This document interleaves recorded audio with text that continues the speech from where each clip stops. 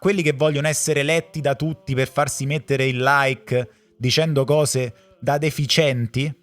Ma forse voi non vi rendete ancora conto che Dudubi ha fatto una scelta di vita, dove non professare più video di critica o in quel mondo dove viveva prima, per lui concepibilmente risulta essere sbagliato. Non so se per voi questo ancora è chiaro, è una sua scelta, va rispettata e pertanto noi la rispetteremo. Quindi non vi do la soddisfazione di essere pubblicati sotto un mio lavoro.